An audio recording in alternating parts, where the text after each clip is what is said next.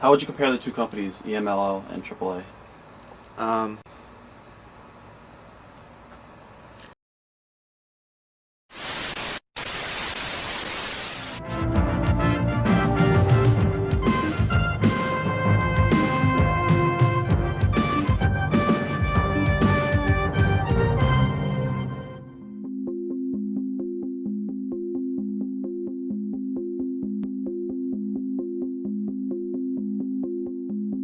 EMLL was very well organized, and it was more like a WWF. They had a boss. Right. What he said went. AAA, there was a lot of guys that had a lot of pull. Obviously, it was an outlaw promotion if you look at it, you know. So basically, when I was there, it was more like a team, like a family. When I was there with Art, because we were all striving for the same thing. You know, right. We wanted to get the thing over, and it was getting over. Everybody was happy. So, you know, as far as that aspect, you know, business aspect, I'd say EMLL was more organized, and AAA was, you know, jumpy. Right. But there was a lot more family oriented, you know, around the dressing room, and everybody wanting to work and wanting to do the right thing in AAA. That's what I found there. It began as an alternative. 26 salidas, 26 máscaras y el aplauso para recibir al perro más grande del mundo. A place that will revolt against the rigid traditions of Lucha Libre. Y lucharán por la gloria o el infierno a 2 de 3 caídas sin límite de tiempo. The platform that will launch the careers of new promising young stars. ¿Qué es esto? ¡Esto es un suicidio! ¡Esto es impactante, impresionante, increíble! ¡Qué manera de arriesgar el... A fresh new perspective that will give a second wind to Mexican wrestling.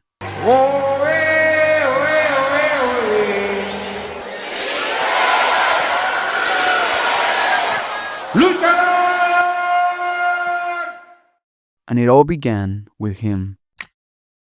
For better or for worse, one of the last true innovative minds in Lucha Libre, Antonio Peña.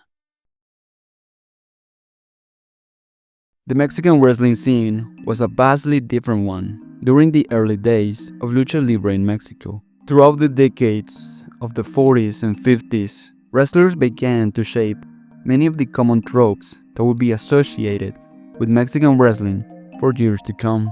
This unfamiliar new scene that wrestling was gave birth to some of the most emblematic and popular names from the history of Lucha Libre. Wrestlers like Rayo de Jalisco, Huracán Ramírez, Gori Guerrero, El Santo, and Blue Demon will rise during this period of time, being to this day still considered as the most iconic and legendary names in the history of Mexican Lucha Libre. This era will be dubbed as the Golden Age of Lucha Libre. The popularity of these wrestlers demanded the existence of bad guys for them to defeat, and so many of the most iconic heels from the early years of Lucha Libre will begin to be created, with wrestlers like El Murciélago Velázquez, Cavernario Galindo, El Espanto, and Caris la Momia would become some of the most popular heels from that period of time. Many of these luchadors will often look like villains straight out of the horror movies from the 50s. The reason for this was because many of the wrestlers will draw inspiration from these dark and obscure characters in order to generate heat with the audience. In essence, the initial years of Lucha Libre were filled with many eccentric, bizarre, and intriguing characters, with a big contrast between the good and the bad guys. This product will manage to captivate audiences all around the country of Mexico, seeing the rise of many of Mexico's biggest idols and pop culture figures. This was the era in which Antonio Peña will grow up into, until, at the age of 18, he will venture himself into the wrestling business, doing it so as a wrestler. Antonio Peña would begin his career making his debut in the year 1974. As it's usually the case among luchadors, he came from a wrestler's family. His uncle was one of the most popular heels during the decades of the 50s and 60s, being known as the wrestler Espectro, a heel wrestler with a horror-themed gimmick. After a few months of wrestling, Antonio Peña will receive the blessing from his uncle and will begin to wrestle under the name of Espectro Jr., adding a few nuances to his portrayal of the character, like wrestling barefooted. In the year 1977, he will become a member of the EMLL roster, now known as the CMLL. In the year 1980, he will leave the Espectro Jr. character, letting his cousin take over this gimmick, and thus beginning a new stage in his career, wrestling under a new character of his own creation, a character named Chaos. Antonio Peña will present the character Chaos with a series of obscure and dark elements, taking pictures in graveyards and coming to the ring with a skull on his hands. He will also add theatrical elements, claiming that he will invoke spirits and ghosts before his matches. All of this with the intent of scaring the audience, becoming one of the biggest and most popular horror gimmicks from that time. After 5 years as Chaos, given the toll that wrestling had put on his body, he will suffer numerous injuries throughout his career. This will prompt him to leave the Chaos character in the year 1985. Antonio Peña will attempt to continue his career with other gimmicks, having sporadic matches, but ultimately, in 1986, he will retire as a wrestler for good. But even though he had stopped working as a wrestler, his involvement within the wrestling business would not end there, as the chapter of his life as a visionary wrestling man was just about to begin. Even as a wrestler, Antonio Peña was heavily involved in different backstage roles within EMLL, having creative inputs in the way characters or matches will develop, oftentimes carrying around a board and paper to sketch gear or masks for the other luchadors to wear. To many of his colleagues, this was truly his biggest talent, his creativity when crafting his own, as well as other characters, gimmicks, and storylines. This is why after he retired as a wrestler, he became one of the two main bookers, as well as a big creative mind inside of the EMLL. Despite this appearing as a huge opportunity for Peña, sadly for him, he would be paired up with another main booker, a man named Juan Herrera, someone that far from being an ally of Antonio, would become Peña's biggest rival, as they both differ vastly in their ideology of what Lucha Libre was supposed to be. Antonio Peña will show a shift in the way that the Mexican audience were consuming entertainment and media during the 80s, and saw television as the leading force in broadcasting. This is why he wanted to shift the focus of Lucha Libre and place Mexican wrestling on network television. He will also attempt to change the tone of wrestling in Mexico, leaning more towards a heavy influence in pop culture, popular music, and entertainment, as opposed to the way in which Lucha Libre was perceived at the time, with most of the wrestling events not even getting a television distribution and only being discussed about in newspapers or radio. Antonio will innovate in Lucha Libre when he began to modernize the EMLL product, implementing music, pyro, and a big emphasis in entertainment and spectacle. He will also develop several new, colorful and flashy characters, many of which will implement an innovative high-flying style during matches. All of this will begin to worsen the rivalry between Peña and Juan Herrera, as Herrera will disagree constantly in the way in which Peña will attempt to run the company. Herrera being much more interested in keeping a traditional and conservative image for the company, and more often than not, the EMLL will favor Herrera's ideas over the ones of Peña. In terms of characters, some of the biggest and most important contributions from Peña to the EMLL roster will be the creation of many different top draws, one of which was the character of Octagon. Peña will take inspirations from the martial art heroes from the movies of that time, and also would provide a big push to this character, making him one of the top faces of the company during this period of time. Two other characters would follow, as it was the creation of Máscara Sagrada, or Sacred Mask, a character that will don a full-body white suit combined with a white mask, meant to represent a sacred and elegant luchador that will wrestle with an elegant and impressive style of wrestling. Another great and immensely popular character that Peña will create was Vampiro Canadiense, the Canadian vampire. Ian Hutchinson was a Canadian wrestler that will arrive in Mexico with the aspiration of becoming a luchador there. Antonio Peña would develop a gothic and punk style character for him. Initially, the gimmick was supposed to be a horror character, an horror heel with a supernatural background, but given the aura and charisma that Vampiro possessed, this would make him become a sensation and one of the most popular wrestlers in Mexico. During this early period as a booker and creative, Antonio Peña will insist on pushing many of the young and promising wrestlers, as well as he will begin to feel tired of the rigid and traditional ways in which the EMLL was being run, especially by Juan Herrera. On top of that, the EMLL will routinely ignore his ideas, making him increasingly more frustrated as he wanted to give a fresh new image to Lucha Libre, something that another big company of that time, the UWA, was already delivering to the Mexican audience, presenting a product based on hard-hitting matches as well as an emphasis on hardcore elements like foreign objects and the constant use of blood during matches. The UWA will also have a more prominent focus on pop culture elements like the use of popular music and different, new and colorful characters, contrasting severely with the tradition and more serious tone that the EMLL had, with a focus on much more technical matches. In the year 1992, Antonio Peña will finally had enough, as the people in charge in the EMLL will constantly favor Herrera's ideas over his own. This will make him grow tired and will lead him to leave the now CMLL on that year, doing it so with the intention of creating a new wrestling company, presenting a product that will have a modern look, with his biggest influence and inspiration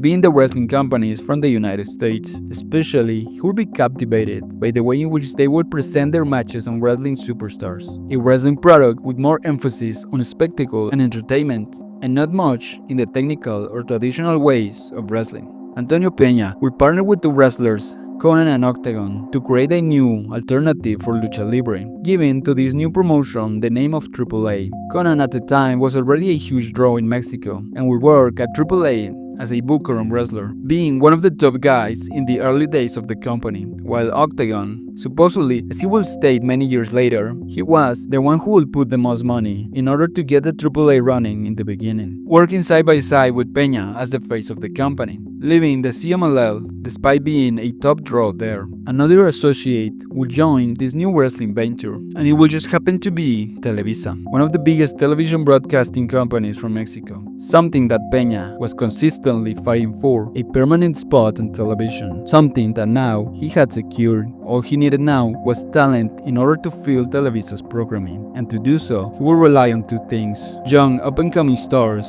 and his creativity. Conforming the first roster for AAA will be a big initial challenge for Peña, as many, if not all of the main event stars of that time were already a part of other promotions or had long-time deals with other places. So in order to fill up the roster, Antonio Peña will get in contact with young stars and will place them in prominent and promoter roles. Workers like Winners, Psicosis, and Rey Mysterio Jr., wrestlers that were as young as they were unknown by the general audience. Another aspect in common was that they were all small-sized wrestlers with an innovative and high-flying style, even though at the time, the biggest stars were commonly relatively much bigger wrestlers in size, as well as brawlers or technical masters. Peña will rebel against this common trope when he decided to place these young and smaller wrestlers at the top of the card. Peña will also implement another strategy to fill his roster, which consisted in creating gimmicks and characters on his own, and then he will sign young and not so known wrestlers that were already wrestling with other gimmicks, and will give these new characters to them in order to present them as exciting and never seen attractions. This was the case of the character of La Parca,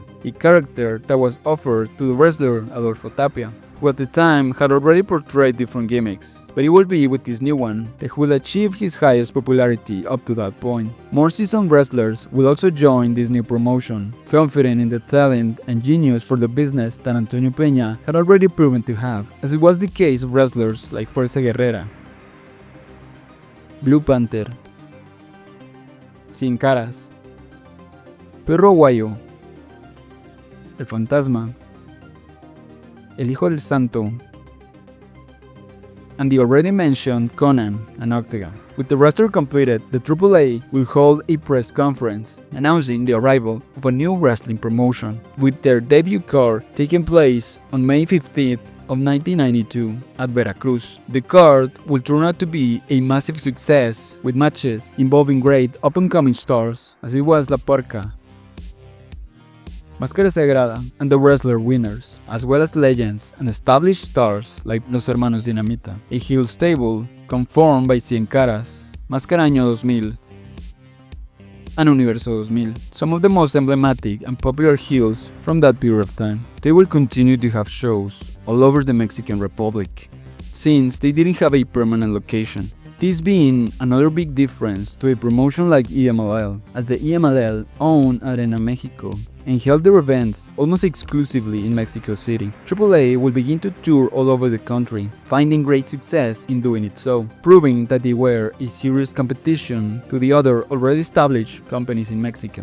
AAA will find great success during his initial year, becoming the new sensation of Lucha Libre in Mexico. Antonio Peña will use this momentum to develop their biggest event at the time. Peña will take inspiration once again in the United States wrestling product, especially WWE's biggest event, as he will choose to name Triplemania or Triplemania his biggest show ever. The first ever Triplemania was scheduled to take place on April 30th in the year 1993 at Mexico City. The event managed to garner the attention of the whole country, with an attendance of 48,000 people inside the Plaza de Toros. The anticipation for such an event was due to the two final matches in the card, as it was announced that at the main event, the loser of the match will have to retire from wrestling. The event card was filled with many of the common elements that were representative of the style and tradition of Lucha Libre, like the use of 6 wrestlers tag team matches, with only 3 of the matches being single matches. These 3 matches will be some of the most relevant ones of the card, and to some, one of the main reasons for the success of the event. These 3 matches will go as follows. M.I.S.T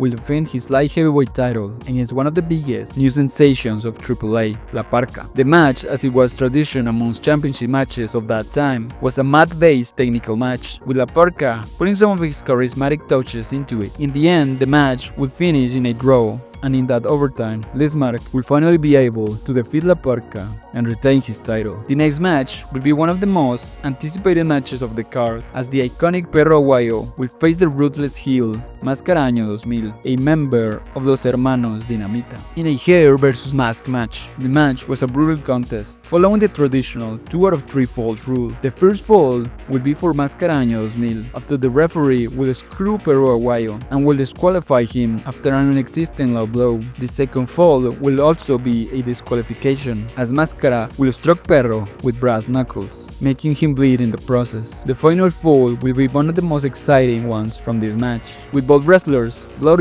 and tired. At last, Perro Aguayo will capitalize on the referee's distraction and will deliver a low blow that will put out for good the legendary Máscara Año 2000, and thus losing his iconic mask. The man behind the mask was Jesus Reyes Gonzalez, a member of one of the most legendary wrestling dynasties in all of Mexico. At the main event, 2 of the most popular wrestlers will meet, in order to put an end on a captivating rivalry. Conan, the face of AAA and one of the biggest draws and babyfaces of that time, will face off against the biggest heel from Mexico, Sin Caras, with both men's career on the line. The match was one of the key elements that made this event a sold-out success. As the match began, the cameras began to pan into the audience, especially the front rows, only to reveal a special appearance by Jake the Snake Roberts of all people. He quickly got at ringside as the match began to take place, taunting Conan. Sin Caras will take advantage of this and will take the upper hand over Conan at the beginning of the match. Conan, however, managed to regain control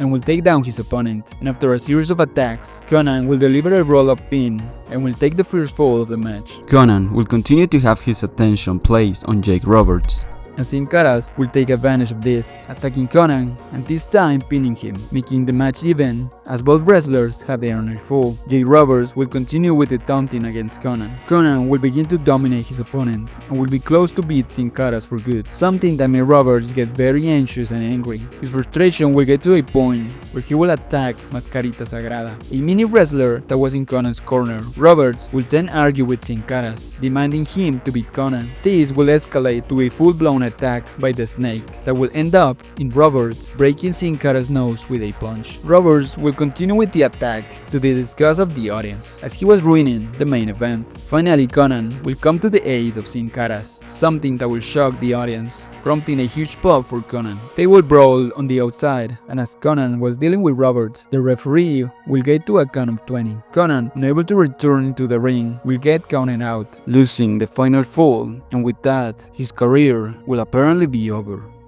The ending will shock the fans, as they believed that they were witnessing the final match in the career of Conan. And also, many fans believed that Conan had been screwed by Robert's constant interferences. In the end, Conan will be left alone in the ring, lamenting the end of the match, while many of the audience members began to cry the loss and apparent retirement of his idol. In kayfabe, Conan will appeal the decision of the match to the Lucha Libre Commission, claiming that Roberts' outside interference was responsible for his loss. The commission will agree with Conan, and he will return to action only 4 months after the event had taken place. Regardless of the ending, the event managed to be an enormous success for AAA, with enough controversy that would make the fans talk about it for months to come. The matches that took place are still to this day regarded as some of the most classic and emblematic moments in the history of AAA. This will establish AAA as one of the most popular wrestling shows and companies in Mexico. For the next couple of years, AAA will continue to grow. The next logical step for Peña will be to recruit as many stars as he could, taking the biggest wrestlers from promotions like CMLL and the UWA, as well as stars from the small territories inside of Mexico. As they continue to expand and gain traction, sadly, for the company UWA, a company that for a short period of time managed to become the most popular one in Mexico, will begin to crumble and will lose many important wrestlers, beginning to have shows that fail to gain the attention of the audience, having more and more shows with very poor attendance, until in the year 1995, the UWA will be put out of business for good, with many fans still to this day remembering it as one of the greatest chapters in the history of Lucha Libre. But still, just a year before all of that took place, the AAA will manage to produce a show that will take place on USA soil, the first Lucha Libre show on United States pay-per-view, a show that will be known by the name of When Worlds Collide.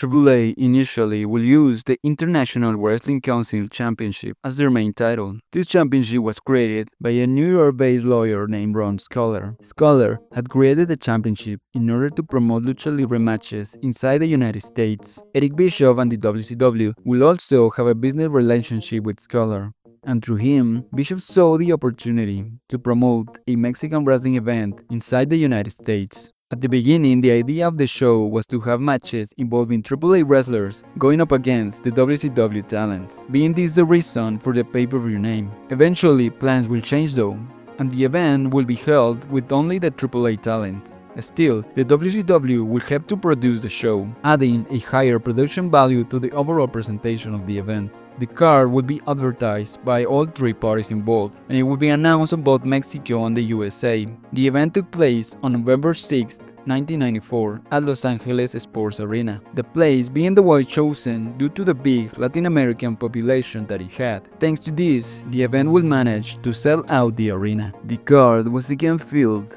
with the conventional 6-man tag team matches that are common in Lucha Libre cards. The opening match was a minis match, another staple of Mexican wrestling, where wrestlers of short stature will often portray smaller versions of popular gimmicks, like the case of Mascarita Sagrada and Octagoncito. Both of these wrestlers will be involved in the opening match of this event. The next 2 matches will be 6-man tag team matches as well, and will involve some of the young and promising talent that AAA had to offer, as it was the case of Latin Lover, Rey Mysterio Jr., and Psychosis, with Mysterio and Psychosis beginning to show some of the moves that later on would become some of the most influential and innovative parts of their matches from that era. The other match will also be packed with a great deal of talented wrestlers, as the team of Pegasus Kid, that will later be known as Chris Benoit, Too Cold Scorpio, and Tito Santana, will meet against the team of Blue Panther, Jerry Estrada, and La Parca. Despite all of this talent, the final 2 matches will be really the stellar part of the show, as the co-main event will feature some of the greatest wrestlers from the 90s. This match will be contested between the team of Octagon and El Hijo del Santo going against the team of Los Gringos Locos, conformed by the wrestlers Love Machine Art Barr and Eddie Guerrero, in a Team Hair vs Team Mask match. The match will be sold to the mostly Latin audience as an USA vs Mexico match, given that the USA team were the heels or rudos of the storyline. The match will begin with El Hijo del Santo locking up with Eddie Guerrero. After a series of struggles, El Hijo del Santo will deliver a back body back drop backdrop to Eddie, but Eddie will take a hold of El Santo's arm. After a bit of struggle, Eddie will slow down the pace with a headlock, but the son of the legend will manage to reverse it with a move that will take Eddie out of the ring. After this, R-Bar will enter the ring to face Octagon. R-Bar and Octagon will exchange takedowns, showing a fast pace, and Art will show why he was regarded as one of the most charismatic and electric wrestlers from that era. After this, Los Gringos Locos will deliver a rough-looking Frankensteiner to El Santo, pinning him, following this with a superplex and a beautifully delivered frog splash from R-Bar to Octagon to win the first fall of the match. The second fall will begin with a similar tone, with Eddie Guerrero dominating El Santo, delivering a fall-away slam and a suplex. The Gringos Locos will follow this with a couple of impressive drop kicks by Bar onto the face of Octagon. The Gringos Locos will begin to humiliate the Técnicos until El Hijo del Santo will finally have enough and will enter the ring without a tag, delivering a backdrop to Eddie, followed by a lariat to Bar from Octagon, an elbow drop, a scissors from El Santo, and a couple of drop kicks by both Técnicos will take the heel team out of the ring. The Técnicos will end this retaliation with a couple of topes to the outside and will level things up in the match. El Hijo del Santo will continue with the attacks towards Eddie, but the encounter will be even, as both men will deliver attacks to one another. Eddie will manage to take out El Santo with a Hurricanrana, and after a pin, El Santo will be eliminated. As in Mexican wrestling, the rules for team matches are that if a wrestler gets pinned or submitted, he gets eliminated for the duration of the fall, being able to return to the match only after the fall is over, and it is only after every member of the team gets pinned or submitted that a fall is earned. In this case, this meant that Octagon had been left alone to face both members of the heel team. The Gringos Locos would be very confident on their advantage and will begin to beat up Octagon, but suddenly he will manage to drop both of them and will deliver, as Octagon had managed to beat both of his opponents in an instant. The third and final fall will continue with El Santo attempting another Hurricanrana pin to Eddie, with Art breaking the count. Eddie will follow with a camel clutch, El Santo's trademark submission, but it will be Octagon who will break this out well. El Santo will attempt a camel clutch of his own, and once again, Bar will take out the son of the legend with a super kick to the back of the head. Octagon will have El Santo to take out Bar. The action will turn sloppy as both teams will begin to get tired. El Santo will deliver an electric chair from the ropes, but Bar will break the pin attempt. After this, Bar will take both Técnicos out, and the heel team will deliver a tope of their own to the outside. After this, Bar will take advantage of the ref distraction and will deliver a pile driver to Octagon, a move that should have disqualified Bar, but instead this will eliminate Octagon from the final fall, leaving El Santo to fight for both of their mags on his own. After this, Eddie will deliver a German suplex to El Santo, while El Santo will kick out. Eddie will then deliver a superplex, followed by a frog splash to seemingly end the match, but El Santo will kick out again. Meanwhile, Octagon was being taken out in a stretcher as a result of the pile driver. The heel team will attempt a lariat, but El Santo will dodge it, taking Eddie out of the ring. El Santo then will deliver a top rope splash onto Eddie. Bar will attempt one of his own, but Blue Panther will interfere, delivering a pile driver to Art, without the ref noticing this. Enough. Eddie will then deliver a belly-to-belly superplex from the top rope, and it will still not be enough to finish El Santo off. A Hurricanrana and a German suplex will follow, still not being enough to earn a 3 count. Suddenly, El Hijo del Santo will deliver a quick roll-up that will manage to surprise Eddie, taking him out, and with this, El Hijo del Santo will succeed in saving both his mask and the one of Octagon, meaning to Eddie and Bar that their heads must be shaved enough, as the crowd was going nuts for the amazing comeback that they have just witnessed. The match will turn out to be one of the most important and influential ones from that time, with the Meltzer rating it with a 5-star rating, showcasing what Lucha Libre was to an American audience. The next match will be the main event between El Perro Aguayo and Conan in a steel cage match, another memorable match that saw outside interference from both Eddie Guerrero aiding Conan.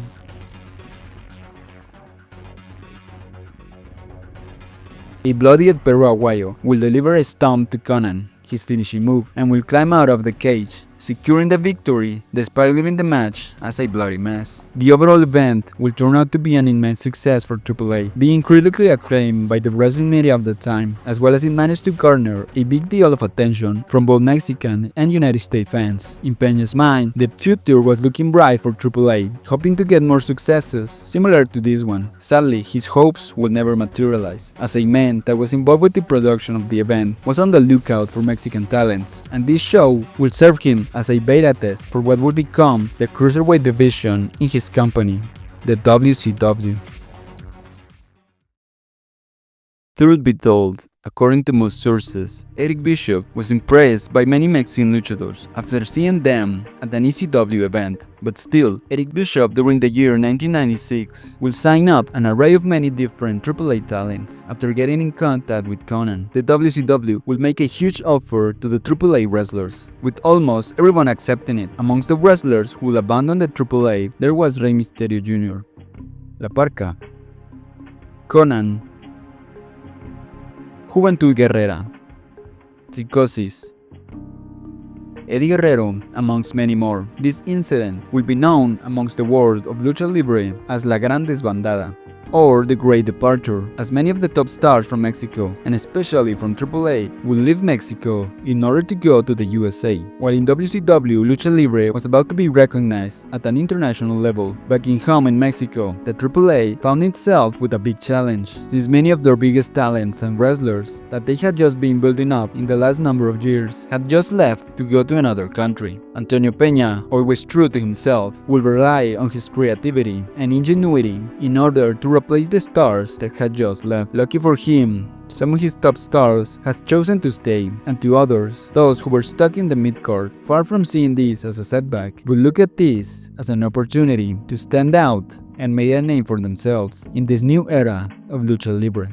During this era, the late 90s, many young wrestlers will begin to rise to a main event level in order to fill the void left by the stars that had gone to the WCW. One of these new stars was the wrestler Latin Lover, a former stripper and bodybuilder turned wrestler who will present a never-before-seen gimmick in Mexico. His character was similar to the one of the Heartbreak Kid by Shawn Michaels, only that Latin will get immensely over almost exclusively with a female audience, attracting a different demographic to the world of wrestling, as many women will gather only to see him wrestle. This character will come out to the ring with dance moves similar to the one of a male stripper, teasing the women at ringside as he will enter the ring. He will also taunt his opponent with similar hip movements, something that will provoke a big pop from the women in the audience, and will make him a huge draw and one of the main attractions at the AAA. Despite this, the nature of his character will make him get enormous heat with the other wrestlers in the locker room, getting criticized, ridiculed, and ostracized by his colleagues. Another young star that will rise during these trying times will be Cibernético,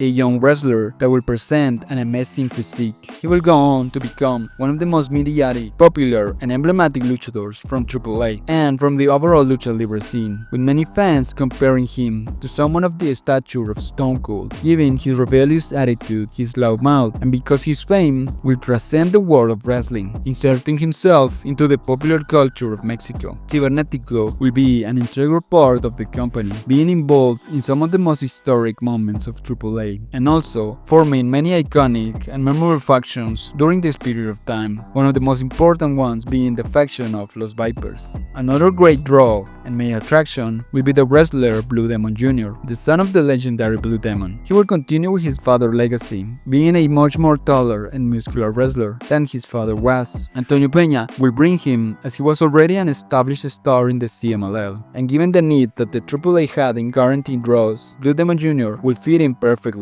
as he combined youth with experience at a main event level. Blue Demon Jr. will also be a part of an important faction within AAA, as it was the Atomic Juniors faction, where he will team up with other sons of legends and new iterations of established characters during this period of time. One of the wrestlers involved in this faction will turn out to be one of the most iconic wrestlers from this time, a new version of an already existing gimmick. Despite being the second version of the character, he will be simply known as La Parca. The second Parca will initially be known as La Parca Jr. This after the original Parca had left to go to the WCW. The second version will eventually drop the Junior and will begin to wrestle as La Parca. Despite utilizing a similar attire, his depiction of the character will be vastly different from the original, with this new version of the gimmick being a full-on entertainer, presenting great charisma, coming to the ring with amazing dance moves, and also presenting humoristic elements to the way he will carry himself to the ring and during matches, oftentimes ridiculizing his opponents. La Parka would become one of the most popular and beloved wrestlers by the audience, thanks to his attitude and personality, earning many different accolades like tournaments, titles, and masks in betting matches throughout his career. All of this while also being one of the most representative luchadors of this era, appearing in commercials and managing to get recognized outside of the world of wrestling. Another great junior that began to become a superstar within the AAA programming was Perro Aguayo Jr., later known as Hijo del Perro Aguayo, or just referred to as El Perrito. He would begin his career with a similar style his father, becoming one of the most ruthless and uncaring heels in Mexico. He was amongst the most charismatic and captivating wrestlers from this time, managing to dominate both the in-ring action with movesets and in-ring psychology, as well as the art of the promo. Being one of the best mic workers from that new breed of wrestlers from AAA, El Perrito will later on develop one of the most memorable and important stables in the history of Lucha Libre, a faction that would be known as Los Perros del Mal or the Evil Dogs, with many of the biggest heels from Mexico taking part of it. In AAA, he will be beloved by the audience, despite being a rudo or a heel. On top of all of these young wrestlers that will go on to become the biggest stars from the company, there were others more experienced and established wrestlers that were a big part of the roster from this era, wrestlers like Canek,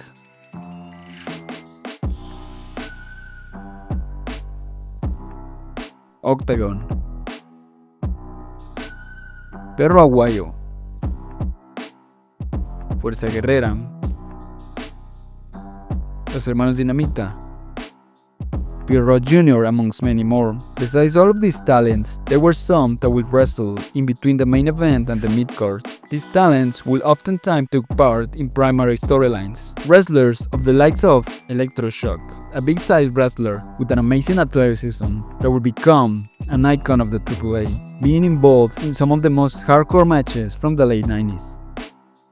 Abismo Negro, one of the most feared heels in Mexico, a wrestler that will shock the audience for his strong style as well as for adopting the Forbidden Pile Driver as his finisher. He initially will wrestle as the wrestler winners, but after losing his mask, he will reinvent himself as Abismo Negro. Charlie Manson, a wrestler with a heavy influence in Marilyn Manson, being one of the biggest allies of Cibernetico.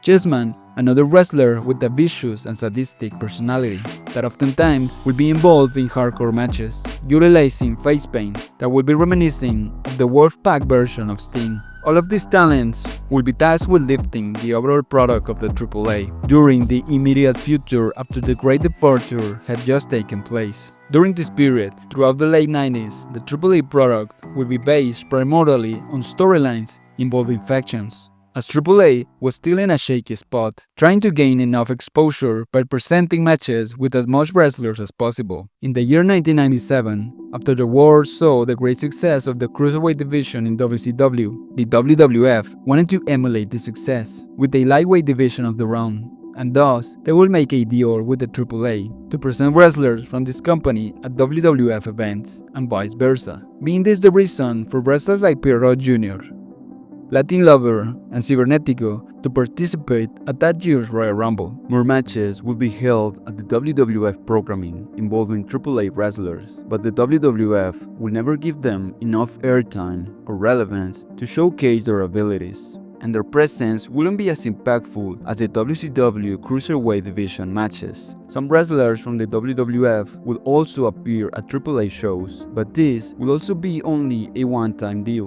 without much of a repercussion in the AAA product. Things were looking rough for Peña, but it will be on that same year that a huge star will rise to the occasion, a wrestler that was young and hungry, and was known with the name of Cibernetico.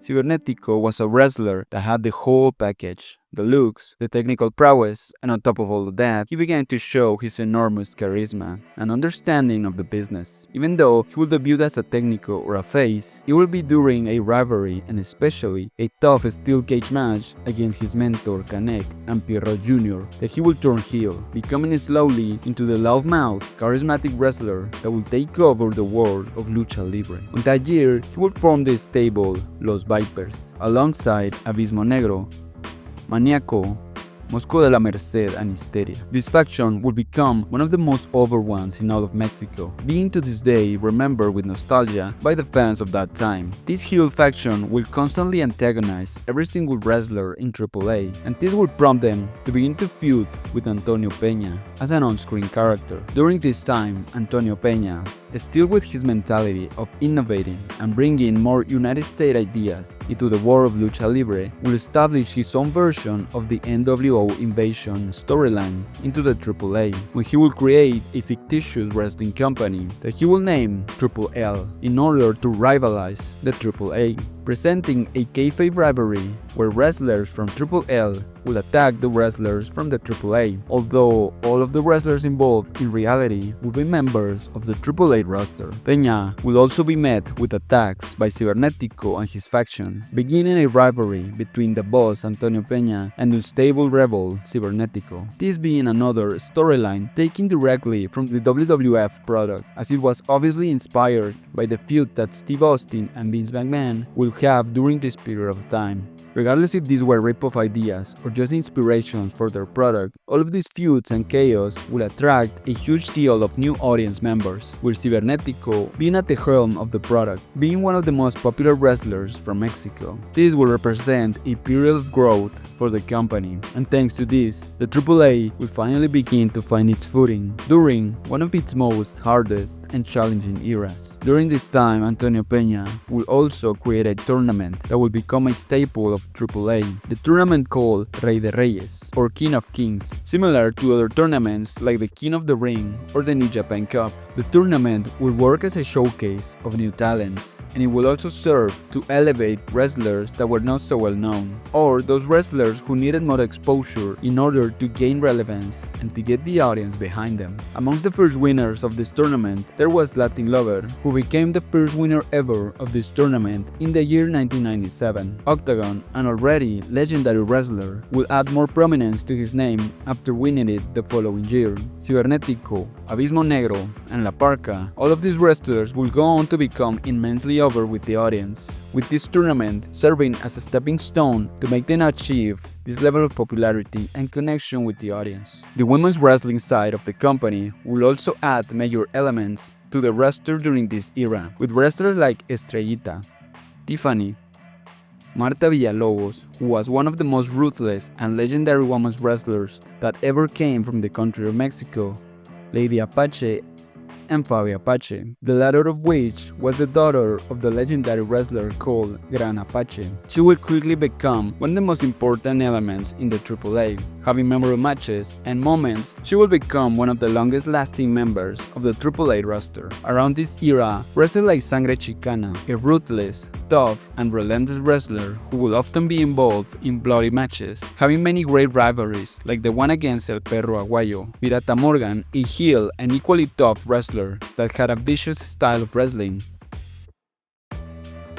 and the wrestler called Heavy Metal, a character based on the heavy metal culture, will all rise into the main event and will have great rivalries during the end of the 90s. During this period of time, at the beginning of the century, Cibernetico will finally become the face of the company, despite being a heel, and he will grow into an unstoppable force that could destroy every single wrestler that he will face. The AAA was in need of somebody who could put an end to the antics of this charismatic evil. Ironically, the only man capable enough to do so was an equally charismatic figure, the biggest technico of the AAA. At the time, La Parca had also risen in popularity, becoming the most beloved wrestler by the audience, thanks to his personality and entertaining qualities. This was the reason that a match between the biggest face against the biggest heel was only logical to end up happening, and it will take place at Triplemania on June 20th in the year 2004. The match between the two megastars would be a mask versus mask match at the main event. In kayfabe, Cibernetico had become a part of the Triple L roster, so this match was not only for the unmasking of the opponent. The dominance amongst these two companies was also at stake. In the promo before the match, La Parca will even call for the help of the Triple A roster in order to help him win over the evil Cibernetico and to put an end to the Triple L. The match will begin with Cibernetico jumping on La Parca as he was entering the ring, getting getting the upper hand at the beginning of the match. Cibernetico will deliver a lariat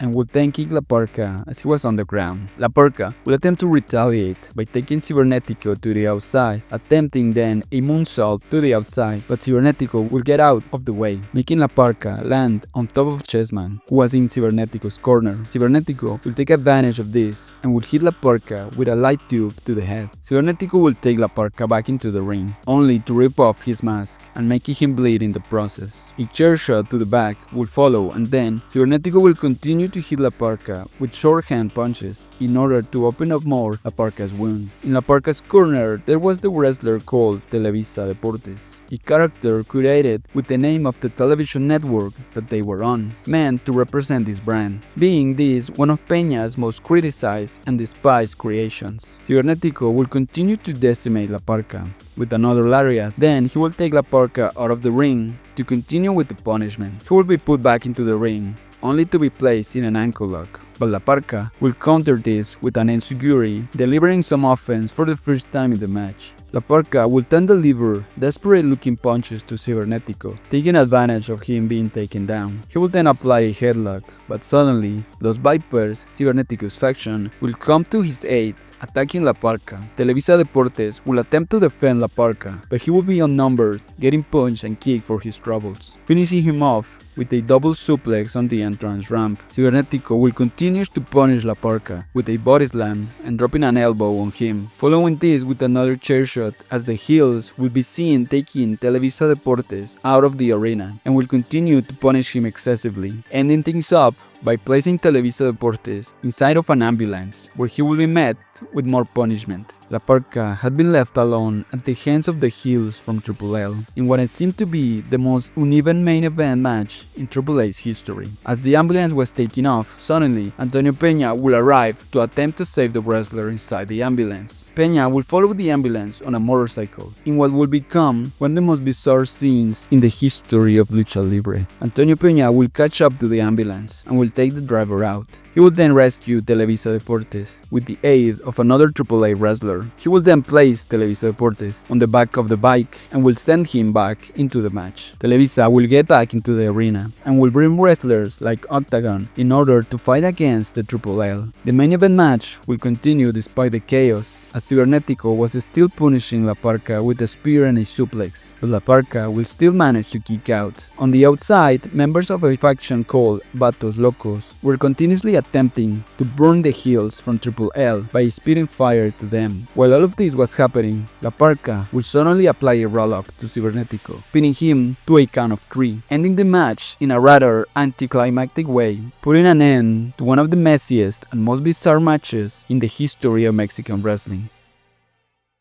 As the match ended, members of the AAA will arrive to the ring in order to celebrate the demise of the Triple L and of Cibernetico. At last, Cibernetico will remove his mask, stating that his real name was Octavio Lopez, and La Parka will earn one of the most iconic and important masks from that era of Lucha Libre. The match will become one of the most controversial and polarizing matches in history, as many fans were expecting a straightforward singles match, with both wrestlers giving their absolute best in order to save their masks. While in reality, Antonio Peña will book this match with outside interferences and a small segment where he will take main focus, rescuing a wrestler in an outlandish and some might say ridiculous fashion, making this match one of the most hated by the purest fans and oftentimes being referenced in order to criticize the way in which Antonio Peña will produce his events, with the focus being placed on the spectacle and almost none care taken on pure wrestling.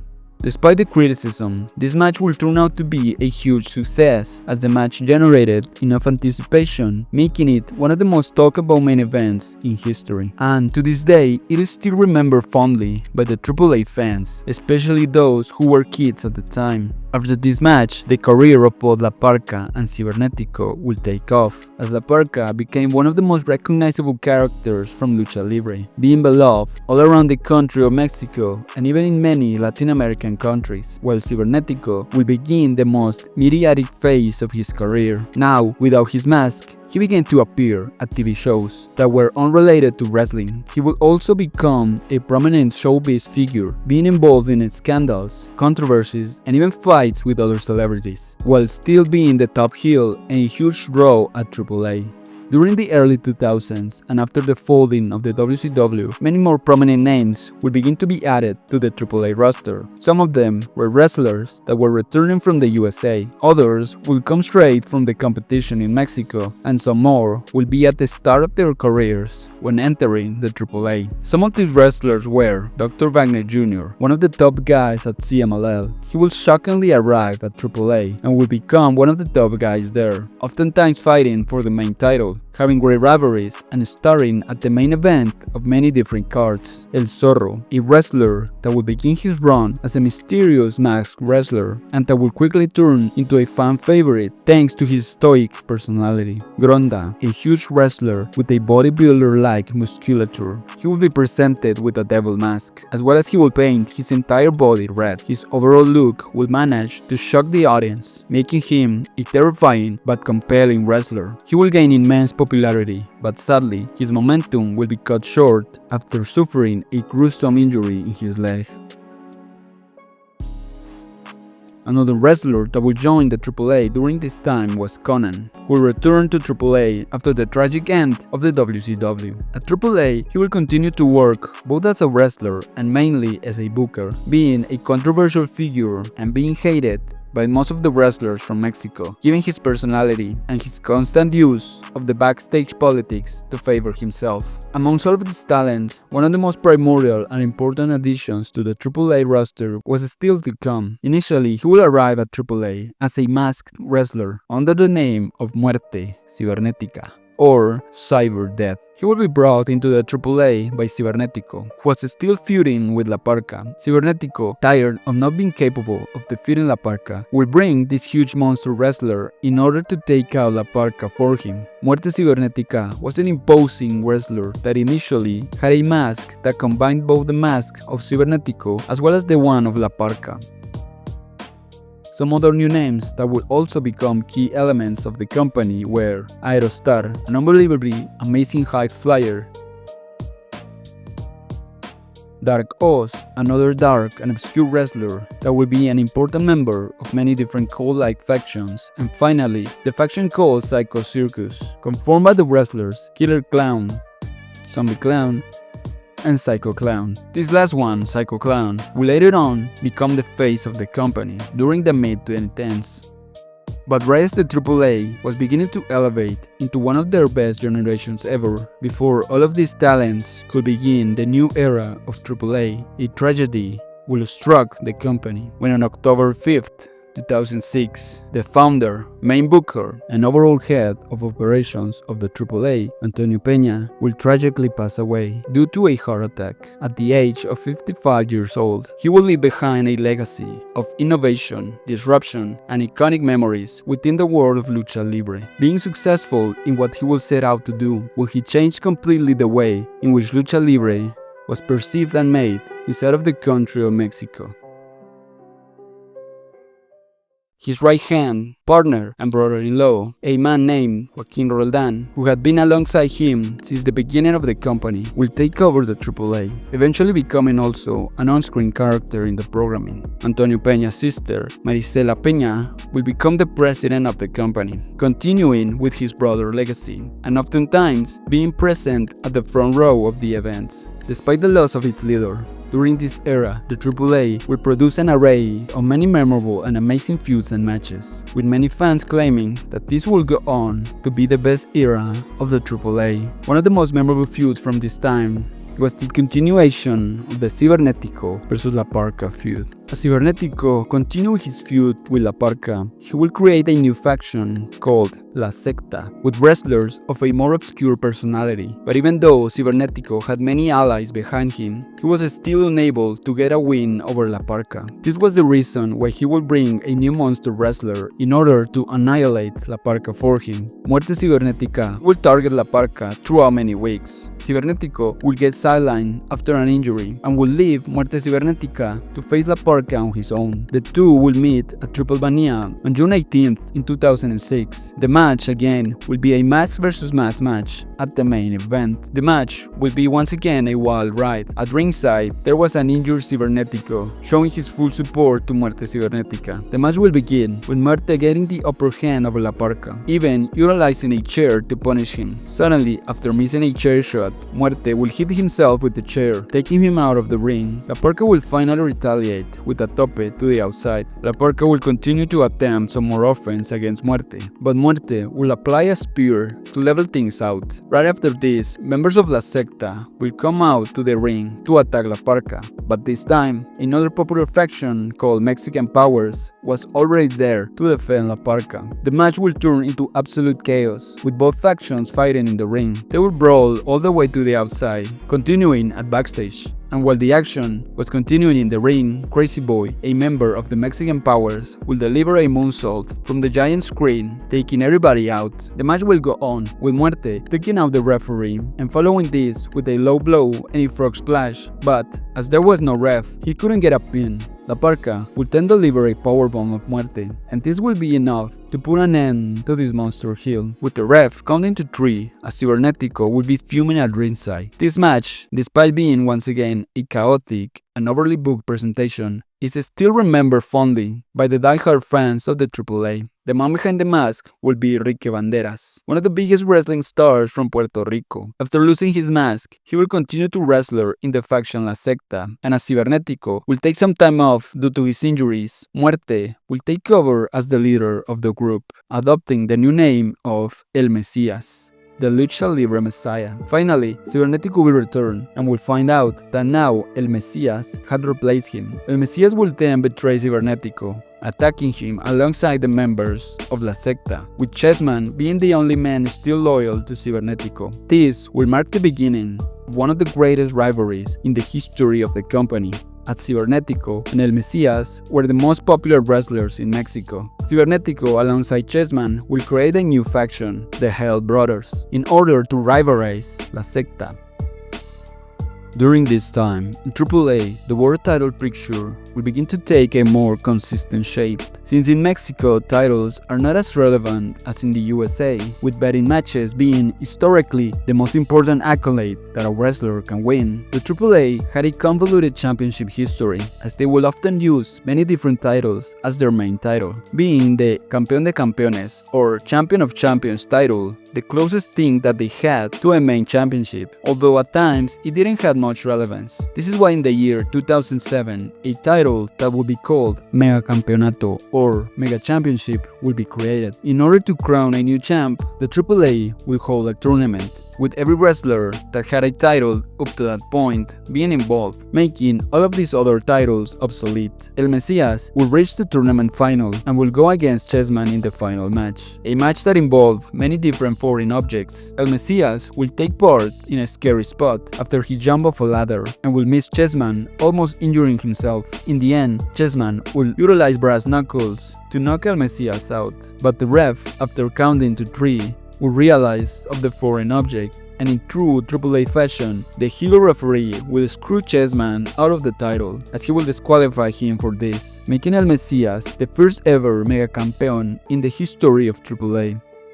His rivalry against Cibernetico will continue, and this time it will be for the Mega Championship, with both wrestlers having amazing matches against one another, with hardcore matches involving both of their respective factions, casket matches, and even a match where El Mesías will put Cibernetico through a burning table. El Zorro will also be a wrestler heavily involved in the title picture during this time, even being a part of a triple threat for the Mega Championship. Still, El Mesías will continuously defend his title, especially Cibernetico will grow tired of not being able to take the title away from him. Up until the event Rey de Reyes in 2008, Cibernetico will finally take the big win and will become the second ever Mega Champion. champion after finally defeating El Mesías to do so. This rivalry would be one of the most attractive elements of the programming during this period of time, with many classic moments and matches between two of the best wrestlers from that era of Mexican wrestling. During this period of time, some other feuds that were also relevant and remembered fondly were rivalries like the one between Abismo Negro against Mr. Niebla, where the former partners will get into a bloody and hardcore rivalry, having amongst many matches a classic,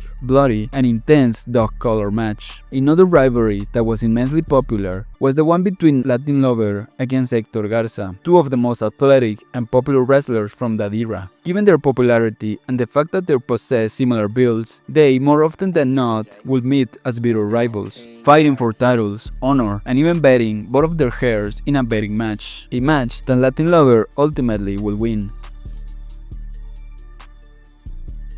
In the year 2008, a familiar face will return to the AAA, now as a permanent and more prominent member of the AAA roster. Vampiro will return and will target El Mesías, as they both had an ongoing feud that began back in Puerto Rico. These two will get into a bitter and blood-filled rivalry, with matches involving blood and the use of weapons, culminating with an unbelievably amazing steel cage match where the two wrestlers will go through ladders, tables, and light tubes. El Mesías will even drop a big splash on Vampiro from the top of the cage, filling this feud with many different iconic and memorable moments.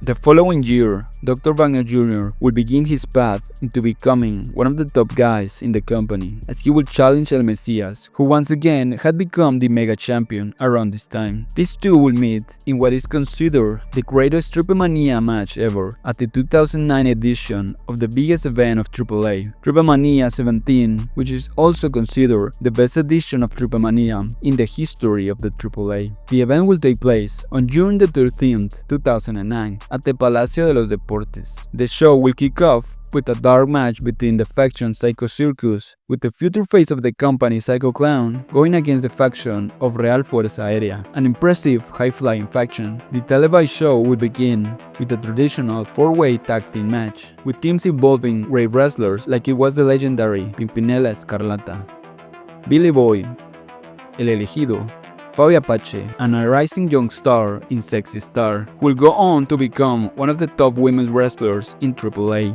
The following match will be a trios tag team match between the teams of El Zorro as the team captain alongside Dark Cause and Dark Escoria versus the team of X-Pac as the team captain with Charlie Manson and Rocky Romero, with the stipulation that the captain of the losing team would have to get 10 lashes from the winning captain. The match will be a fast-paced, amazing match with many impressive high-flying spots, with each wrestler having his time to shine. In the end, X-Pac will pin El Zorro after a fear factor, earning the win for his team. El Zorro, although initially will get some of the lashes, he will retaliate with a kendo stick against his opponents. To follow this match, the Cruiserweight title will be defended in a 4-way match between the champ Alex Koslov against the contenders Crazy Boy, Alan Stone, and Extreme Tiger. This match will involve some hardcore aspects to it, with the use of chairs and tables being a predominant element throughout the match. This will also be a fast-paced and high-flying match, with every wrestler delivering amazing aerial maneuvers.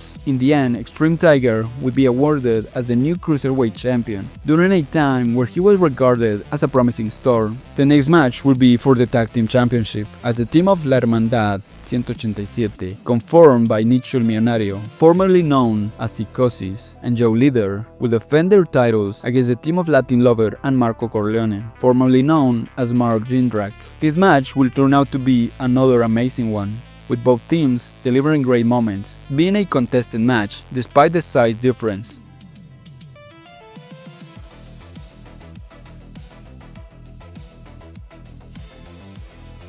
At the end, La Hermandad will manage to retain their titles, after Nicho will pin Marco, extending the reign as tag team champions. After this, the Mega Championship match will take place, as it was the co-main event between the champ and the face of the company El Mesías, against the newly arrived Dr. Wagner Jr., one of the most popular luchadors from Mexico, in a match that will become an instant classic between truly two of the biggest titans of the modern era of Lucha Libre. This match will be regarded to this day as the best match that ever took place in Triplemania. The match will be between two of the biggest faces of all of Mexico. The beginning of the match will be a technical match, with both wrestlers trading holds, pin attempts, takedowns, and even aerial maneuvers, while the fans will cheer equally for both of them. El Messias will begin to take a heel attitude and actions, like ripping the mask of Dr. Wagner off, and then will utilize a chair to hit him, showing the hardcore elements that the match will have, with both wrestlers bleeding during this match. The match will continue with amazing moves from both wrestlers,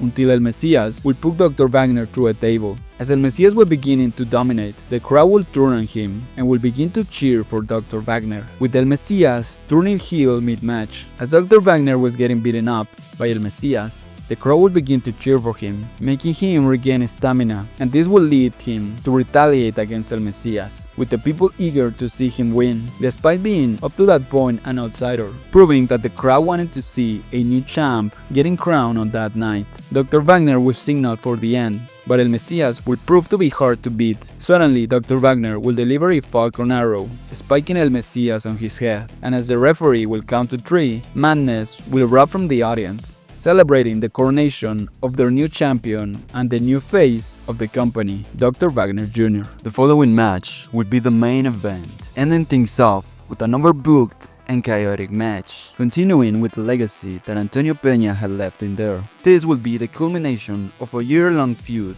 between two of the most memorable factions from the company, the heel stable being La Legión Extranjera, or the Foreign Legion, a team that had Conan as its leader and being confirmed by the biggest heels as well as by the foreigners that will arrive at AAA in order to antagonize the faces. This faction would be responsible in the humiliation of many of the faces or technicos in the company. AAA will develop a faction in order to retaliate against the heels. This faction will be known as Ejército AAA, or the AAA Army, and it will be usually led by Octagon or La Parca, the two biggest baby faces from the AAA. In this main event, the AAA Army will be conformed by Vampiro, Octagon, La Parca, Jack Evans, and in order to secure the defeat of Conan, the AAA will call for the help of El Hijo del Santo, making his long-awaited return into the AAA, looking to end once and for all the antics of La Legión. The Foreign Legion will be conformed by Silver King, Electroshock, Chessman, Teddy Hart, and Enzo Suzuki. The match will be held inside of a steel cage. At ringside, there will be the presence of Conan to support and interfere in favor of the heel side, and Joaquin Roldan, the now authority figure in AAA and the one supporting the faces. In kayfabe, this match will determine the ownership and direction of the company AAA. The match will begin with a crowded cage, with every man picking up an opponent. The match will also have amazing spots from the top of the cage, as well as it will have the now usual chaos, like wrestlers interfering from the outside, as well as backstage brawls. In the end, as wrestlers from both factions will one by one leave the cage, the final two will be Silver King on the heel side and El Hijo del Santo, the man that AAA had brought in with the intent of saving them. As both wrestlers were fighting to exit the cage, El Santo will deliver an elbow to Silver King, knocking him off the cage, and as El Santo sat on top of the cage, the crowd would explode into cheers for the faces, as they have finally defeated the Evil Legion. After a year-long feud, Conan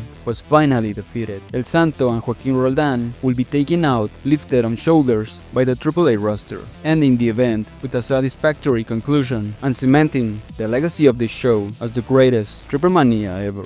This event will be a complete success for AAA, setting the standard for what it will be the following iterations of Triplemania, proving why this is considered by many fans the best era for AAA in all of its history. The next years, Triplemania will also be packed with stellar matches, as it had the peculiarity of counting with the participation of TNA talent, as both companies began a partnership that consisted in exchanging wrestlers in between companies. Some of the talents involved at the 2010 Triplemania were the tag team Beer Money fighting for the tag team titles, Abyss teaming up with Cibernetico to fight Vampiro and Zorro in a hardcore match, and finally Christopher Daniels being in the Cruiserweight title match. The co-main event will see Dr. Wagner defeating Electroshock and winning once again the Mega Championship, with El Mesias showing up at the end to award the title to Dr. Wagner. On that same year, something deemed as impossible to many fans finally will end up happening, as LA Park will make his long-awaited return to the AAA, as he hadn't stepped a foot in that company since the great departure of 1996. Now as LA Park, he claimed that he had arrived with the intent of recovering the name of La Parca, and will antagonize the second La Parca throughout many weeks. In kayfabe, Dorian Roldan, the son of Joaquin Roldan, the on-screen boss of the company, wished to become the new boss and to take over the AAA, and with this, sidelining his dad. He will be on LA Park's corner, while his father will be on La Parca's side, being this feud clearly influenced by the feud between Shane McMahon and Vince McMahon in the WWE, since this also was a storyline where father and son will be against each other. At last, the two Parcas will meet at the main event of that year's Triplemania, delivering a beloved and classic match, with a lot of emotions and hardcore elements. In the end, LA Park will win, but with the 3 count of a heel referee, and for this reason, the result will be nullified, meaning that both wrestlers will continue to fight with their respective gimmicks and masks. Still, this didn't take anything away from the excitement and epicness of this match. At the end of the match, the faction/promotion Los Perros del Mal, or Evil Dogs, will invade the AAA, with El Hijo del Perro Guayo making his return into the AAA, marking the beginning of a new round within the company for one of the biggest and most popular heels in Mexico. The following year's Triplemania, once again, will come with the presence of TNA talent, as it was the Knockouts, Angelina Love, Mickie James and Velvet Sky, fighting on the opening match. Mr. Anderson and Abyss were fighting a losing effort against the tag team champion Extreme Tiger and Jack Evans in a steel cage match. Jeff Jarrett will defeat El Zorro and will shockingly become the new Mega Champion, becoming one of the most hated heels in Mexico by doing this. The card will also have a match between Los Perros del Mal versus the Psycho Circus, as these two factions will begin a feud, beginning to show the babyface side of the Psycho Circus members, as they were starting to get beloved by the fans. The match will be a hardcore match. The common event will be between LA Park against El Mesias, since after the iconic match between the two Parcas, LA Park will begin one of his most memorable and blood-filled rivalries against El Mesias, with almost every single match between these two being a must-watch for any wrestling fan. The blow-off match will be a mask versus hair match between two of the biggest draws from that time. The match will turn out to be an amazing performance by both wrestlers, with foreign objects and hardcore elements, but also with great aerial and impressive wrestling moves. At last, LA Park will manage to get a win over El Mesias, saving his mask and adding another accolade to his iconic career. The main event will be a match to determine the inaugural Latin American Championship, a new title that AAA had created in order to make it the second most important title in the company, between Rob Van Dam and the new face of the company, Dr. Wagner Jr. Dr. Wagner will present at this match one of the most iconic and beautiful designs for his mask ever, making this mask to become synonymous not only with AAA but with Lucha Libre all around the world. The match was a pure wrestling one, without the usual interferences and overly booked antics that plagued many different main events throughout the years, with RVD implementing his trademark creative offense,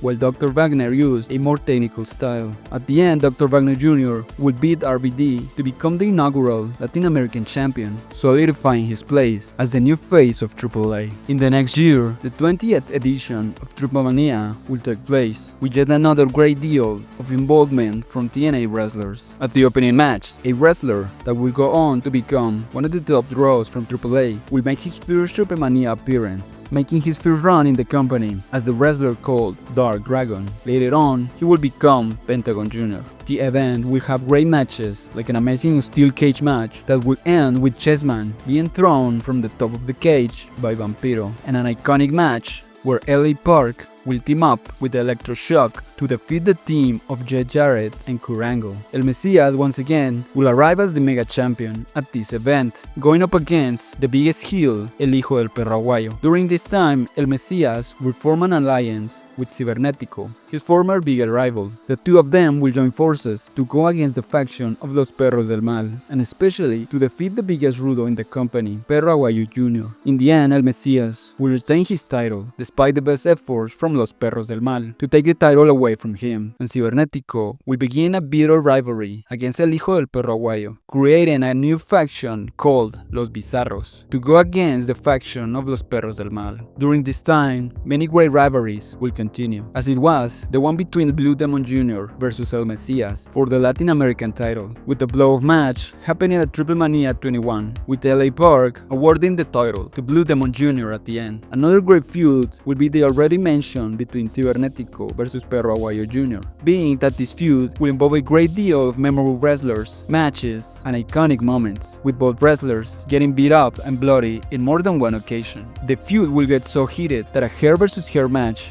will be scheduled for Triplemania. The match will get bloodied from the early going, since both wrestlers were some of the most bloodthirsty luchadors from the history of the company. The contest will be filled with tables, chairs, outside brawls, interferences, and all the chaos and mess that AAA had been known for, but ultimately, the toughness of both Cibernético and Perro will be the highlight of the match, as both men will deliver an amazing performance filled with near falls and fall finishes. At last, El Hijo del Perro Aguayo will put an end to Cibernético after delivering a stomp on top of a table, earning the hair of the iconic Cibernético after a grueling contest. Another great rivalry during this era was the one between LA Park against Dr. Wagner Jr., since both wrestlers had an ongoing feud that went on throughout many years and many different promotions, with both wrestlers always teasing a mask versus mask match, a match that sadly will never happen. During this time, a shift in the overall product of the company was beginning to be felt, as many fans will claim that this amazing era of AAA was sadly coming to an end. Some of the talent that had been at the top of the card will begin to leave the company, as it was the case of Latin Lover, who will retire from wrestling in the year 2012, and Vampiro, who will quietly begin to take more of a backstage role in the company. Some other talents like LA Park will leave the company to go to the independent circuit in the year 2013. Meanwhile, some of the younger wrestlers will begin to rise as main event stars, as it was the case of Tejano Jr., who will achieve the longest title reign as the Mega Champion after defeating El Mesías at the event Guerra de Titanes in the year 2012. Both Phoenix and Pentagon will also begin to climb the ranks of the company around the year 2013. El Hijo del Fantasma will also be added to the AAA roster, coming straight from the competition CMLL. Another great wrestler that will be added to the mix was Taya Valkyr, who will deliver great matches against Fabi Apache, amongst other rivals, and will carry with the often forgotten women's division in the company. The most surprising one will be Psycho Clown, who will slowly begin to achieve the status of the face of the company. By the year 2014, the AAA landscape will look very differently and will enter in somewhat of a transition era, as the overall wrestling business was beginning to change as well. One more addition was awaiting for AAA though, and it would be the arrival of an iconic wrestler from the competition. A wrestler who was just finishing a disappointing run in the United States. A wrestler known as the last big boom of Lucha Libre. The wrestler formerly known as Místico. Místico, who will arrive at the WWE with the name Sin Cara, was getting released by the United States company in the year 2014 after a disappointing run. Once he got back in Mexico, he would be met with the news that a new wrestler was now portraying the gimmick that made him a generational star. Lucky for him, the AAA was interested in acquiring him as a member of his roster. So on that year, the AAA audience will be shocked with the debut of the biggest star from the CMLL. Místico will first don his original mask, but shortly after, he will change his gimmick, now being known as Mystesis. His mask will also be different, as he combined both the Místico mask with the Sin Cara one. Mystesis, at his arrival, was presented as a main event international star, with the AAA pushing him into the biggest and most important matches on their events. The expectations of this new character by the company was for him to become AAA's new idol, entering featuring an amazing rivalry against Hijo del Perro Aguayo. 2014 would prove to be an eventful year for AAA, with the arrival of many new and exciting names, the rise of many of the youngest talent, and the consolidation of top draws, with the Triplemania of that year showing how many of these changes will begin to materialize, with some of the results of this card being El Hijo del Fantasma winning the Cruiserweight title after defeating, amongst other wrestlers, both Pentagon and Fanées. Psycho Clown will defeat Tejano Jr. in a hair vs mask match, thus confirming his polarizing place as the top draw of the company. And Mysticis will take part at the main event of the card, going against Hijo del Perro Aguayo, Cibernetico, and Dr. Wagner Jr., a match that El Perro Jr. will win. On this same year, another important chapter of the company will take place, as Lucha Underground will begin to air on that same year, starring many different AAA stars in their roster. Some of the talent that will participate throughout the show's existence were Blue Demon Jr., Pentagon Jr.,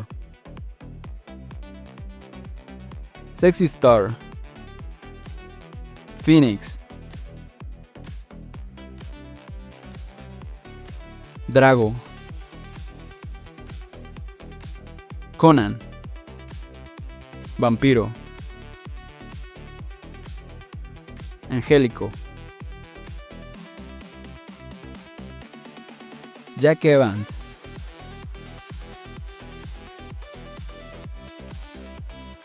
Alberto El Patron, who will also arrive on that year's at AAA, coming straight from the WWE, King Cuerno, who was actually El Hijo del Fantasma portraying this character, and Mil Muertes, who was one of the most memorable wrestlers from that show, a character that was being portrayed by El Mesías. This show will elevate not only the wrestlers involved, but also the overall perception of Lucha Libre at an international level. Fans from around the globe will begin to be interested in the AAA product, with all of this new Lucha Libre enthusiasm culminating with the Triplemania of 2015, one of the most anticipated events of the company's history, and a show that many fans from outside of Mexico were interested in seeing. Sadly for AAA, all of this interest and anticipation will turn into a huge failure. The event marked an occasion where the entire wrestling world was watching the AAA, or at least was aware that the show was about to happen, given that the season finale of Lucha Underground will air only 4 days before this event. The show will be streamed on pay-per-view all around the world. From the start, however,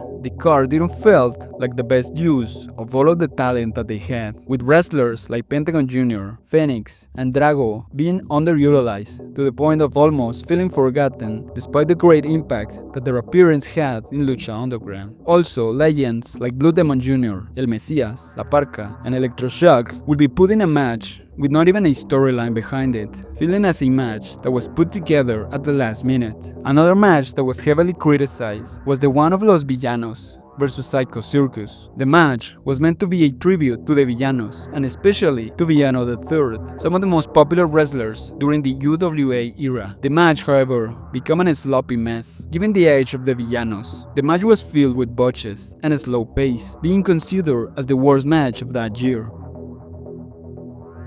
The Steel Cage match will also turn out to be an awful mess. This was a match for the Trios Championship, with 3 trios involved, meaning that it was a cage match with 9 wrestlers inside it, with almost no space to have a proper match. Some of the few salvageable aspects of the event was the match between Alberto El Patron and Brian Cage, with Alberto coming out victorious and earning the hair of the American wrestler. The show, however, was centered around the main event, but it was the most advertised match of the card, a match that will see the new star Mysticis going up against Rey Mysterio, who was just coming out of the WWE. This will be advertised as the biggest dream match in the history of Lucha Libre. Regardless of the expectation, the match will become one of the most polarizing ones in recent memory, as many fans hated it, claiming that it was filled with sloppy moves and many botches, while others alleged that this added a ruthless element to the match.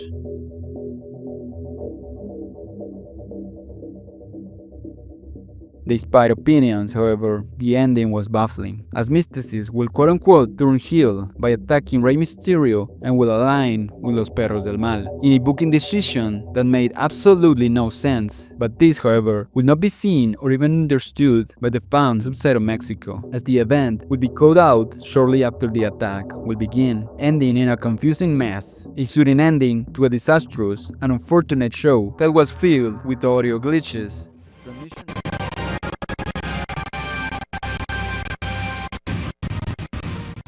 Transmission errors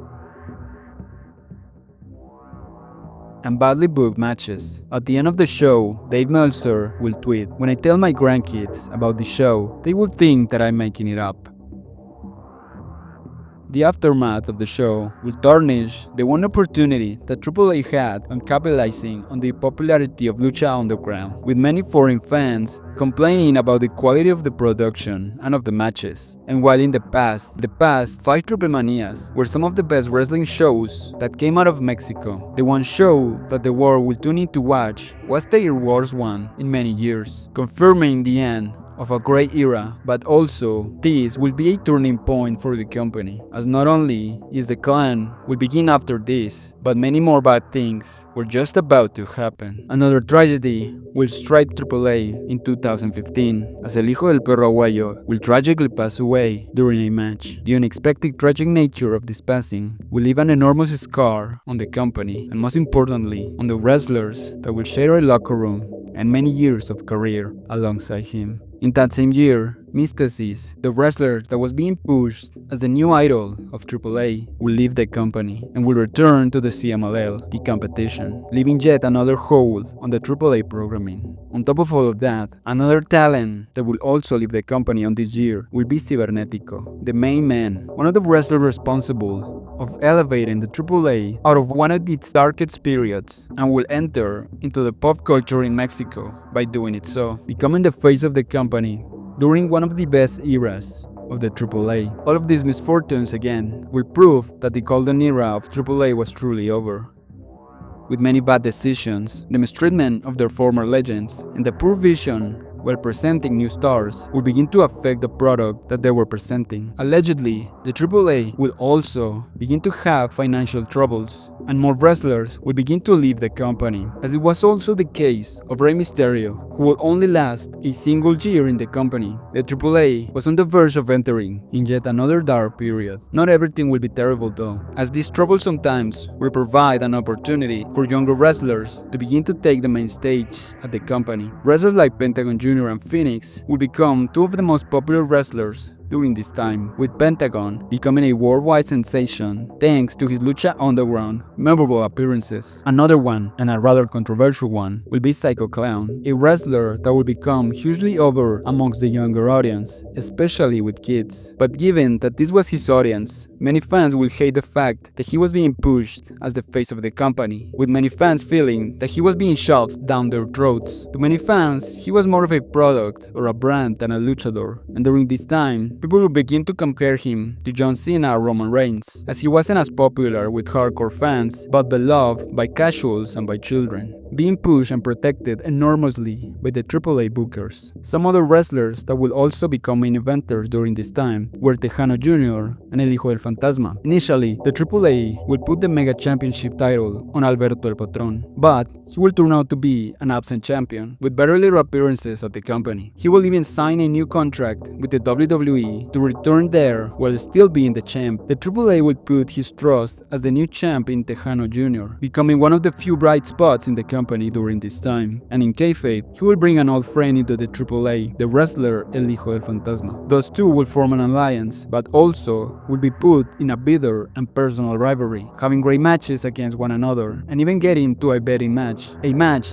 that the son of El Fantasma will win, shaving the head of his former friend. To all of these new stars, another one that will be added into the mix will be the wrestler Pagano, an extreme wrestler whose specialty was the hardcore matches. He will even challenge the biggest face, Psycho Clown, to a hair versus mask match, with Psycho coming out victorious of the match. But also, this match will solidify Pagano as one of the most ruthless and vicious heels in the company, as the AAA was struggling to adapt to all of these changes Another tragedy will hit the company when on April 8, 2017, Joaquin Roldan, who had been the director of the company, an on-screen authority figure, and the right hand of Antonio Peña since the early going, will tragically pass away due to an stomach cancer at the age of 62 years old, leaving his son Dorian Roldan as the new director of the company. The AAA could not catch a break, and while his programming was beginning to settle in and finding its audience, El Mesias, who will begin to take more of a secondary role in the company,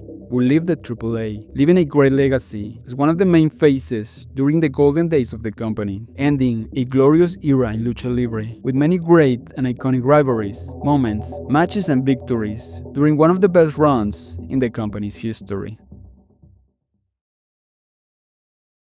During this new era, some of the most notable rivalries will be the already mentioned one between El Tejano Jr. versus El Hijo del Fantasma, the one with Psycho Clown against Pagano, being the main event of Triplemania in 2016, Pentagon Jr. against Fanées, who will deliver amazing matches all around the world and will later form the tag team of the Lucha Brothers, and finally, a huge rivalry between Psycho Clown and the former face of the AAA, Dr. Wagner Jr., with a blow-off match that would manage to piss off the fans that had chosen to stay during this period of time. In the year 2017, Triplemania 25 will take place, being this the 25th edition of this event, and thus being an event that was special and that was meant to be remembered. The show will kick off with a match between 6 promising young wrestlers who were looking for a spot inside the AAA roster. Among these, there was a young El Hijo del Vikingo, a wrestler that will go on to become a huge star inside the AAA. Some more disappointing matches would fill the card, as it was the match for the Triplemania 25 Cup, being initially a trios match, with legendary factions making a one-night reappearance at AAA, as it was the team of Los Vatos Locos, the Vipers, Los Perros del Mal, and the Mexican Powers,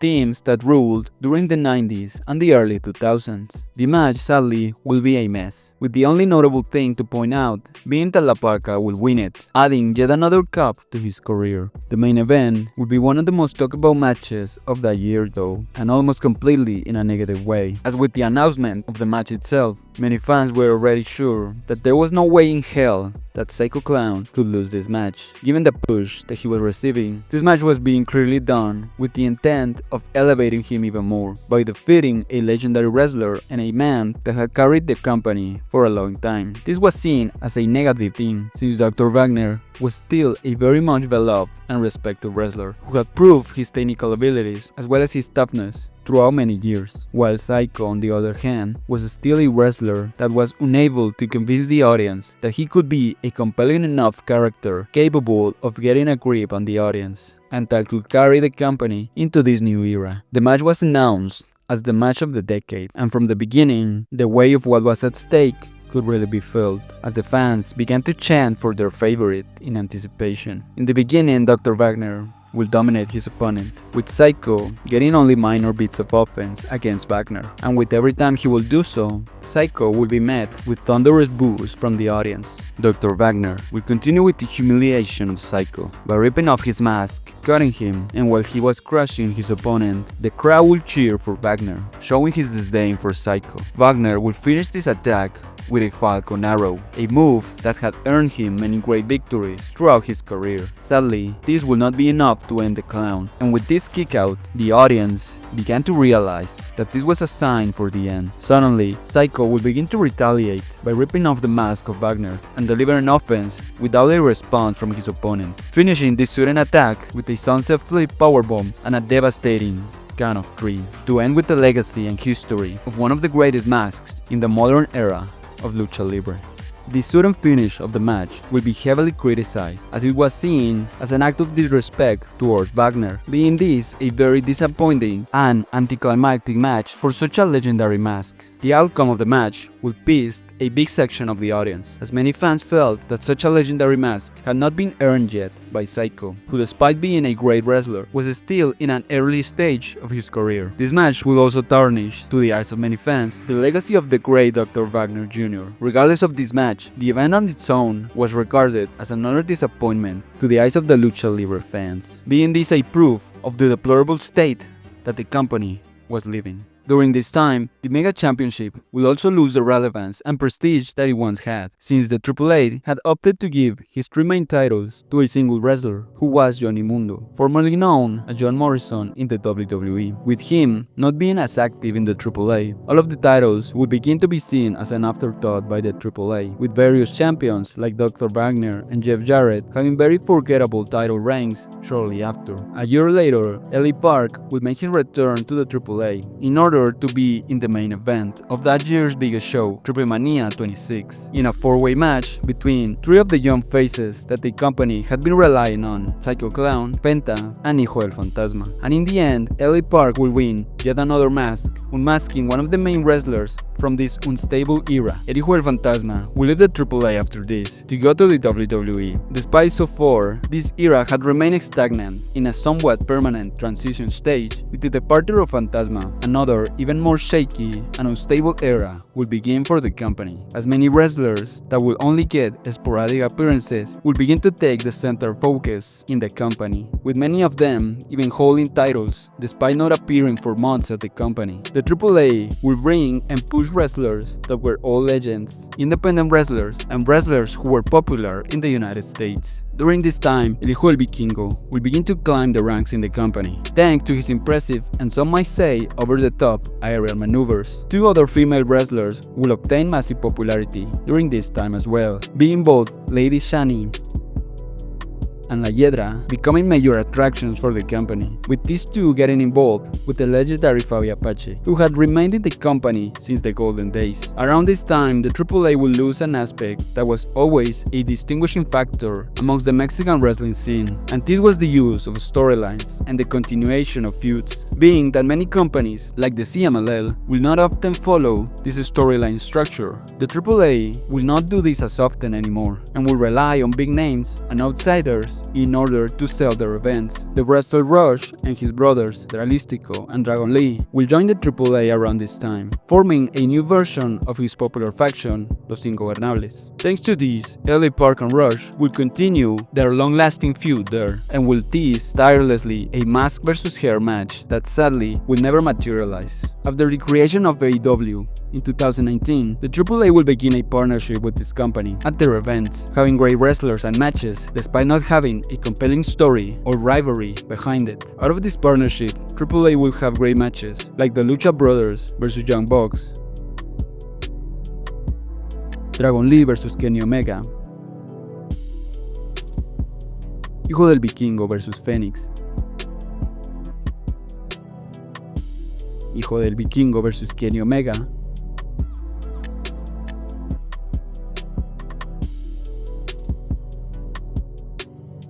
Fanées vs Kenny Omega. Basically, any match involving Kenny Omega is a must-see match during this period of time. Still, another tragedy will once again strike the company though, as on January 11th of 2020, one of the most emblematic and beloved wrestlers, La Parka, will tragically pass away after an accident during a match at the age of 54 years old, leaving behind some of the most loyal fans in Lucha Libre, many great rivalries, a large collection of important victories, and many fond memories during one of the most successful careers within the history of Mexican wrestling.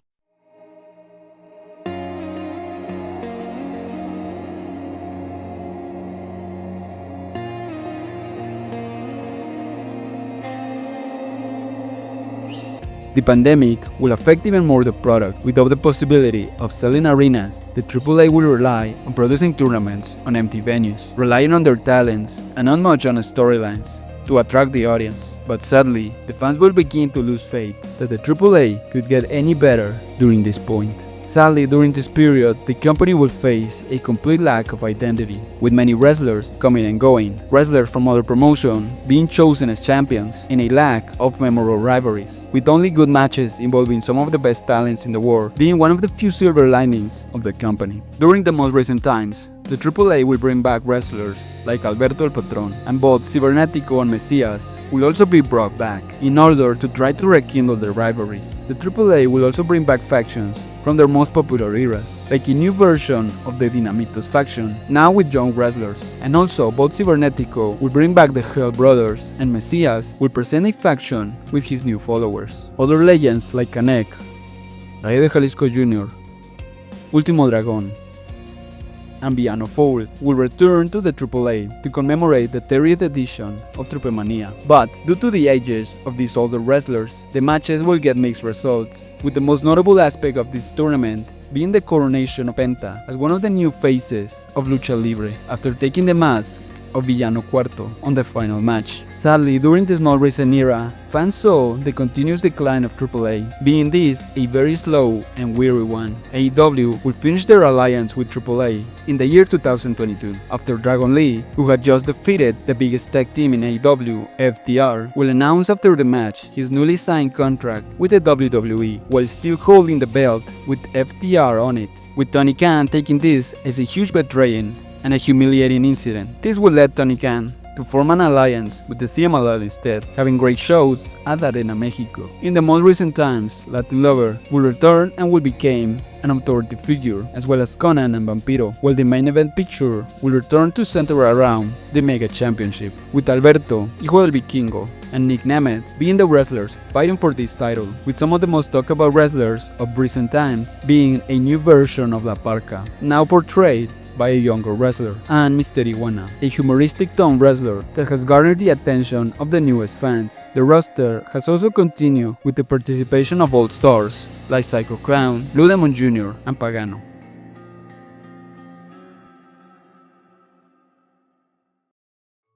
Finally, on night 1 of WrestleMania 41, the WWE, alongside his Latin American wrestlers, and only Hijo del Vikingo as a member of the AAA roster, will be joined by Triple H, Dorian Roldan, and Marisela Peña, to announce to the world that the WWE had just purchased the company AAA, putting one of the two biggest companies in the present, and as well as in the history of Mexican wrestling, in the hands of foreigners for the first time ever. This announcement managed to get nervous the Lucha Libre fanbase, since it wasn't explicitly stated how this new ownership would work, but fans hope that this could mean an improvement in the overall product of the AAA, as it is a company that has been struggling for the better part of the last decade. To many fans though, this signified the end of an era for AAA, as it could no longer be seen as a fully Mexican wrestling company anymore, becoming now an extension of the largest wrestling entity in the world, with the feeling that the AAA had become more of a product or a commodity than a cultural representation of the rich tradition that Lucha Libre is. AAA was a company born inside the mind of a creative soul, inside the heart of a wrestling fan, in a world where conservatism was the standard. Antonio Peña dared to create. He dared to imagine and to believe that Lucha Libre could be more than what it was. It could be more than 6-man tag team matches. It could be more than just a ring surrounded by people. It could be a medium that can excite the fans, that can make them feel something genuine, and create everlasting memories that will transcend the world of wrestling, something that he always strived for. By his side stood Titans, with some of the most incredible generational stars that ever came out of Mexico, a group that had a same mindset and that fought for the same things to get the company over, and that believed in the rebellious attitude that Peña embodied. All of these talents are directly responsible for the WWE purchase, because without them, there would be no AAA. The history of Lucha Libre will lose some of these most important chapters, providing a long list of amazing matches, memorable feuds, and iconic moments. Without these wrestlers, the world of wrestling would be less of what it is right now. So every time you think about the AAA, think about them. Feel the pulse of their sacrifice, the blood spilled, the tears dropped, the bodies collapsing, and their unyielding spirits. All of these efforts were the result of their desire. Every time you hear the WWE parade around the name of AAA, think about the people that carved those 3 letters into the history of wrestling and the things that they created, because they are worthy of being talked about and remembered for as long as wrestling exists. This is ultimately AAA's legacy, something that could never be bought. And if the WWE doesn't acknowledge them or present them and their history to this new audience, the fans that saw them, that care for them, and that were moved by them,